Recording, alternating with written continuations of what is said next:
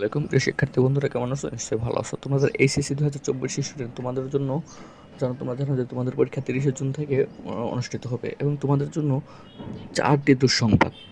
কী দুঃসংবাদ হতে পারে তোমাদের জন্য, সেটি তোমাদেরকে এই ভিডিওর মাধ্যমে জানিয়ে হবে। তার আগে যারা চ্যানেলটিকে এখনো সাবস্ক্রাইব করেনি তারা চ্যানেলটিকে সাবস্ক্রাইব করে রাখো, কারণ তোমাদের পরীক্ষা রিলেটেড সকল ভিডিও এই চ্যানেলে আপলোড করা হবে। চলো দেখে নেওয়া যাক যে তোমাদের কী দুঃসংবাদ হতে পারে। এক নম্বরে যেটি হলো সেটি হলো তোমরা পদার্থবিজ্ঞান পরীক্ষায় সময় একদম কম পাবে। যে পদার্থবিজ্ঞান একটি কঠিন সাবজেক্ট, যেখানে তোমাদের মিনিমাম 3 থেকে 4 দিন সময় পাওয়ার দরকার ছিল, কিন্তু সেখানে তোমরা সময় পাবে মাঝখানে শুধু একদিন। তারপরে যেটি হলো 2 নম্বরে হলো সাধারণত প্রত্যেক পরীক্ষার মাঝখানে একদিন করে সময় পাওয়া। প্রত্যেকটা পরীক্ষায়, কিছু পরীক্ষায় সময় বেশি পাবা, কিন্তু প্রত্যেকটা পরীক্ষায় মানে সচরাচর দেখা গেলে যে অধিকাংশ বিষয়ে মাত্র একদিন করে সময় পাবা, যার জন্য তোমাদের এটাও একটু সমস্যা হবে এটার জন্য।